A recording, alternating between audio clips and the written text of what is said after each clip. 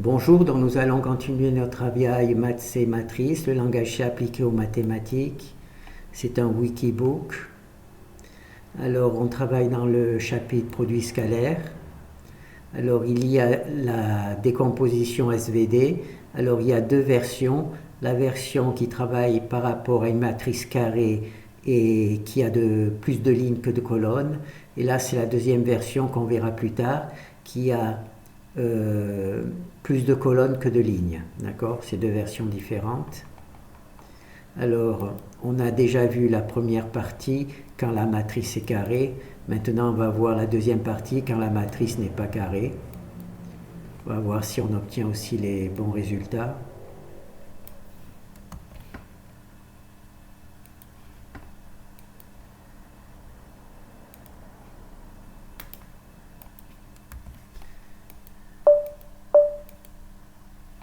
Donc, on va récupérer le code Octave.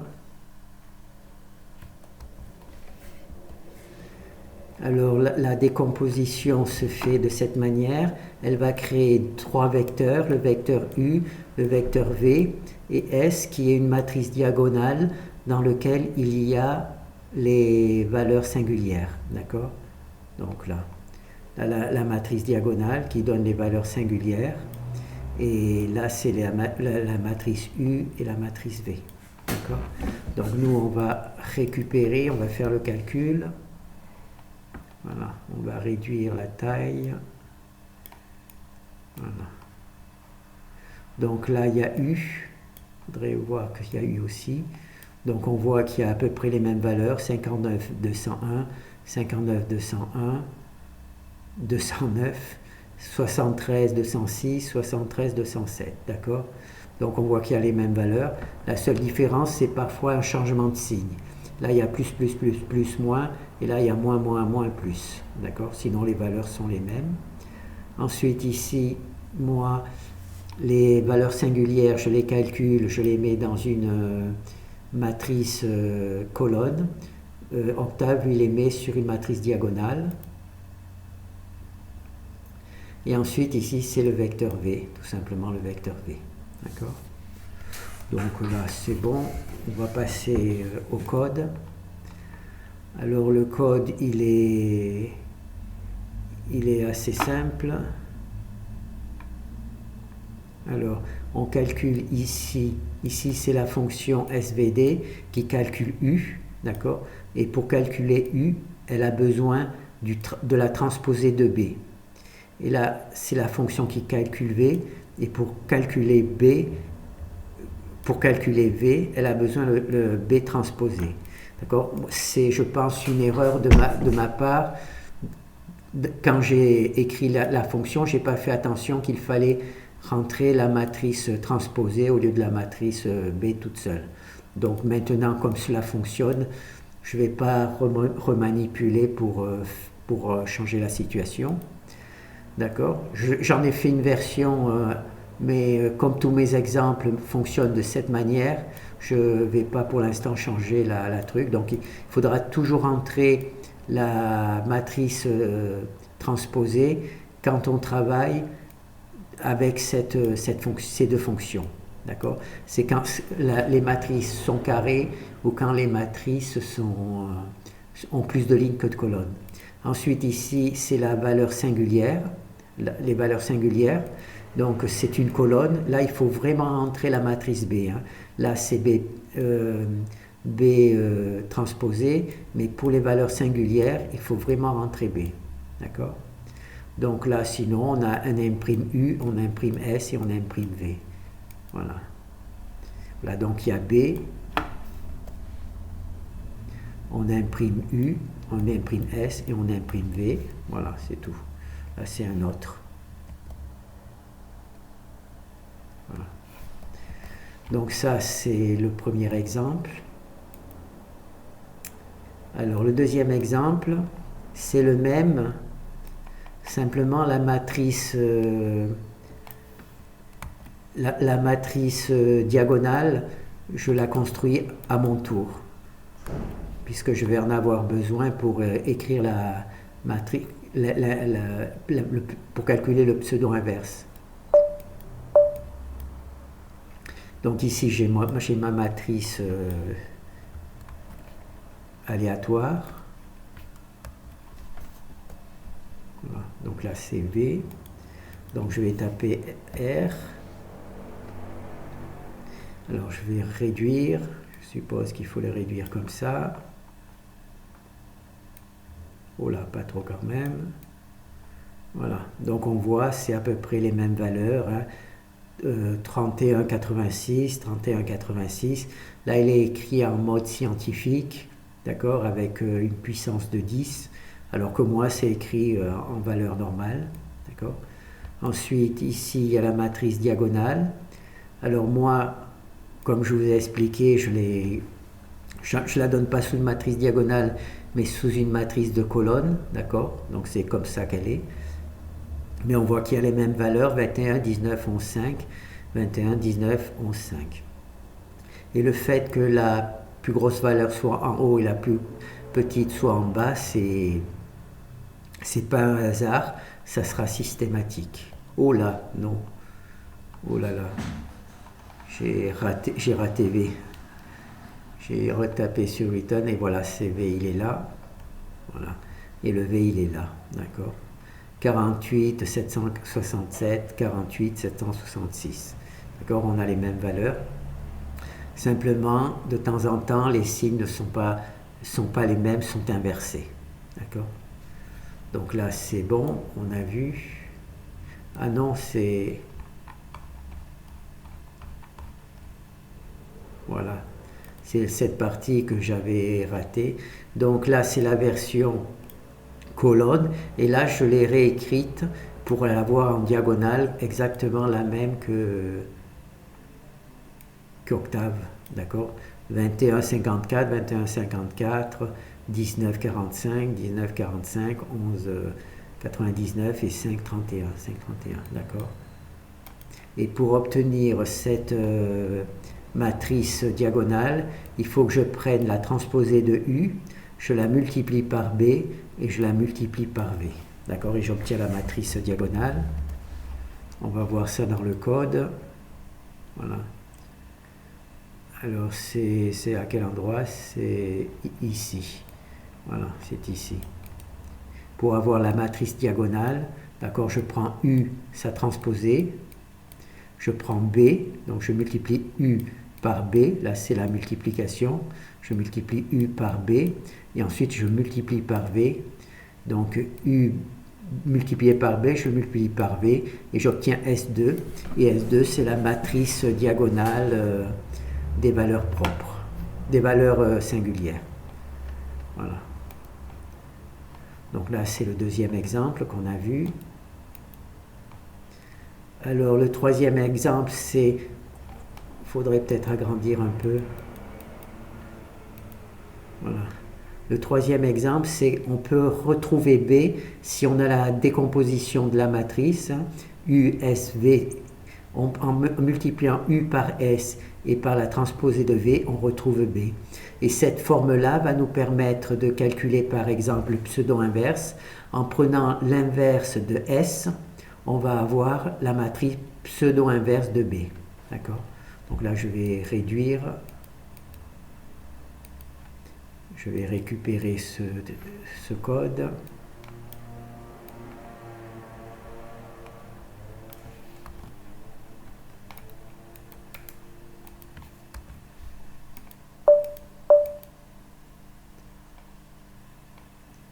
Ah, j'ai pris la longue, c'est pas grave.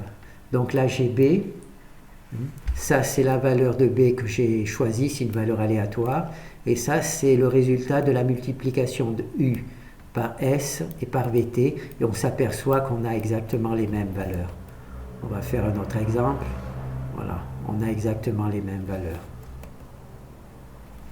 Je sais pas pourquoi elles sont aussi grandes, mais c'est pas grave. Vous voyez, on a exactement les mêmes valeurs.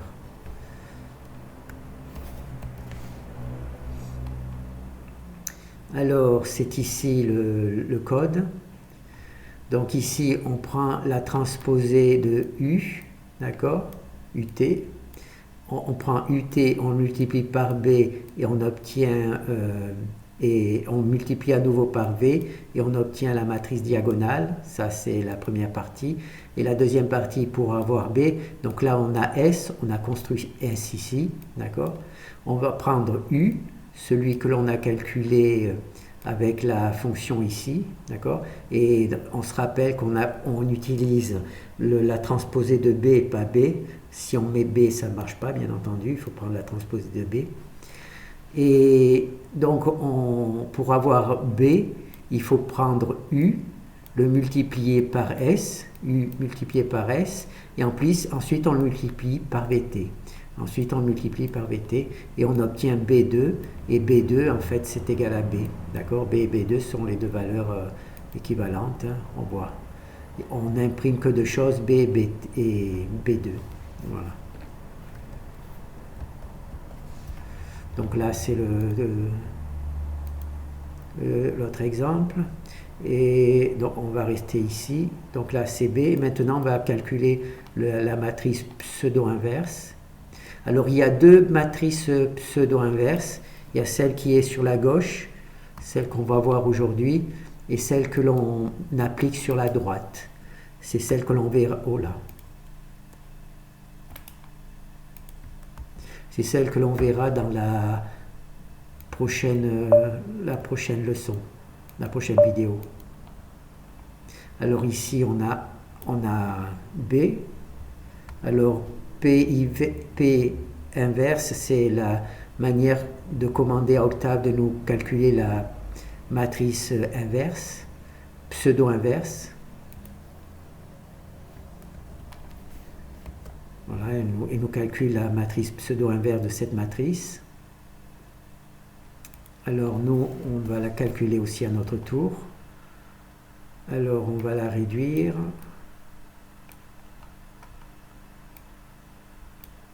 Voilà. Si on regarde, c'est les mêmes valeurs, exactement les mêmes valeurs. D'accord. Et ici, quand on multiplie la matrice pseudo-inverse par B, on obtient la matrice identité. D'accord? Et cette manière par la gauche, c'est pour les matrices carrées et les matrices qui ont plus de lignes que de colonnes. Pour les matrices qui ont plus de colonnes, la matrice pseudo-inverse se multipliera de ce côté-là, du côté droit. D'accord? On peut faire un autre exemple.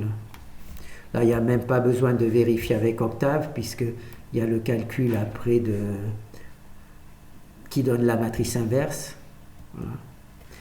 Donc là, c'est la matrice pseudo-inverse, et ça, c'est le résultat. Bon, ben, on va quand même vous montrer le truc. Voilà. Donc, je suis obligé... Ah non, c'est bon, il a gardé en mémoire. Voilà. Là, c'est la matrice pseudo-inverse. Hein. Elle fait deux lignes. D'accord. Voilà. 72, 98, 72, 98. Là, elle est marquée sous forme, comment on dit, mathématique, sous forme scientifique. Et moi, c'est sous forme standard. Et quand on multiplie la matrice pseudo-inverse par B, on obtient bien une matrice diagonale. D'accord? Une matrice identité, pardon. C'est pour ça qu'on appelle cette matrice une matrice pseudo-inverse, parce que déjà elle n'est pas carrée. Par contre, elle donne bien la matrice diagonale. Donc là, c'est bon. Alors maintenant, on va voir, comme je vous ai expliqué dans la vidéo précédente, par exemple, on va essayer ce chiffre, celui-là. Ça sera plus efficace. Oh là, d'accord. Je ne sais pas si j'ai pas fait de bêtises. Non, c'est bon. Alors là, j'ai une matrice B. Ce qui la caractérise, c'est que les chiffres ici sont très gros. Là, il y a 450 025. Là, il y a 407 000... non, là, il y a 40 000... et là, il y a 161 365. Donc c'est des valeurs qui sont assez grandes. Alors mon travail, normalement, il n'est pas capable de calculer ce type de valeur. Voilà. Pour Octave, lui, il n'y a aucun souci. Hein. Lui, la matrice inverse, elle est là.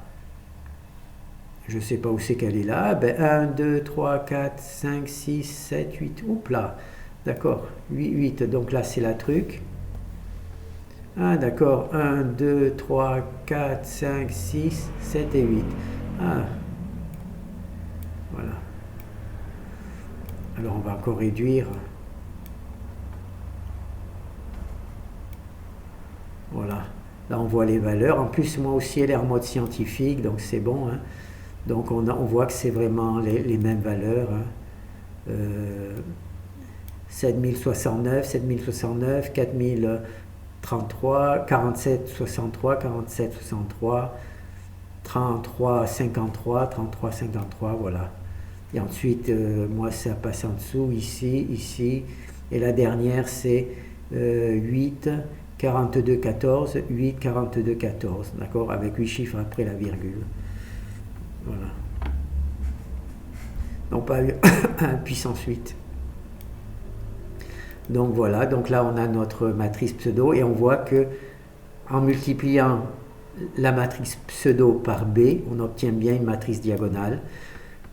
C'est pour ça qu'on dit que c'est une matrice pseudo-inverse, parce qu'elle n'est pas carrée, mais elle donne quand même la matrice inverse diagonale, enfin la matrice identité, quand on multiplie la pseudo-inverse par B. Alors vous avez vu que ça marche très bien avec 9 chiffres, c'est parce que j'ai introduit ce facteur, d'accord? Alors ce facteur se passe comme ça, je crée une matrice B avec des valeurs qui sont extrêmement importantes, d'accord? Là c'est 999 999, donc c'est des valeurs très importantes, d'accord? Naturellement, mon travail ne fonctionne pas avec ça, donc j'ai un facteur. Je multiplie cette matrice B par le facteur E. Et le facteur E, c'est un facteur qui a 5 chiffres derrière la virgule. D'accord?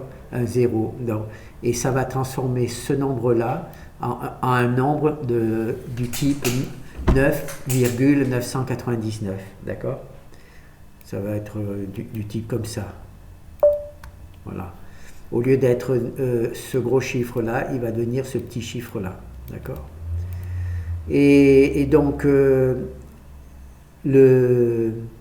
ça c'est petit b qui est transformé. Alors, grand B, il est multiplié par le facteur, celui-là, qui va donner petit b. D'accord? Et c'est petit b qui va être mis le B transposé, d'accord? C'est pas le grand B, et le B transposé va être utilisé ici et ici, d'accord? Ça n'est utilisé que pour ces deux fonctions. Pour le reste des fonctions, il faut véritablement utiliser B, d'accord? Là, ça permet de calculer le vecteur U et le truc. Donc là, on va faire quelques exemples. 1, 2, 3. Donc voilà, on fait quelques exemples. Ça marche. Ça marche. Ça marche dans le sens où on a bien la matrice identité ici. Hein. Ça marche. Ça marche. Ça marche. Ça marche. Voilà. Et maintenant, ce que je vais faire, je vais neutraliser ici. Je vais tout simplement mettre 0.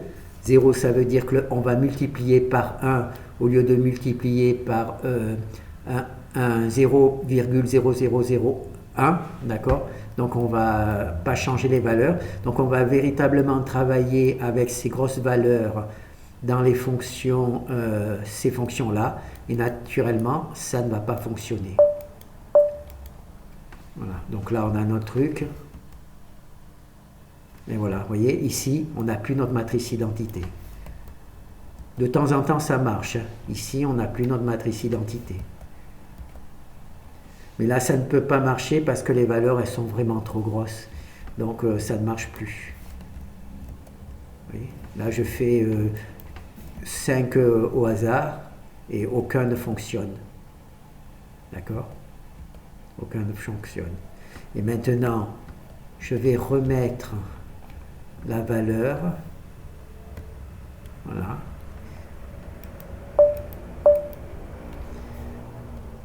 Vous voyez, avec le même type de matrice, on a de nouveau la matrice identité. Là, j'ai fait une grosse découverte. Alors, je ne sais pas si c'est quelque chose qui est utilisé ou si c'est juste mon travail, la manière dont j'ai travaillé qui fait que j'ai ce problème et que j'ai trouvé cette solution, ou si c'est une méthode qui est générale et que c'est comme ça qu'on fait, ça je ne pourrais pas le dire. Voilà. Donc vous voyez, là on a bien, là je peux encore faire quelques-unes. Comme vous avez vu l'autre, dès que j'enlève le facteur, tout de suite, dès que j'enlève ce facteur que je mets 0, immédiatement, je ne fais rien d'autre. Immédiatement, ici, elle est détruite, ce n'est plus la matrice identité. Oui, elle est plus voilà. Donc là, ce qu'on va faire maintenant, c'est voir dans la prochaine vidéo. Donc là, on a vu les matrices, la factorisation, quand le nombre de lignes est égal et au nombre de colonnes ou qu'il y a plus de lignes que de colonnes, d'accord? Ça c'est la première partie, et nous allons voir cette deuxième partie où c'est l'inverse, il y aura plus de colonnes que de lignes, d'accord? Obligatoirement, il y aura au moins une colonne de plus que de lignes, d'accord? Il ne pourra pas y avoir le même nombre de lignes de colonnes. Si vous faites une matrice carrée, là, ça ne fonctionnera pas, d'accord? Voilà, c'est un nouveau travail. Merci.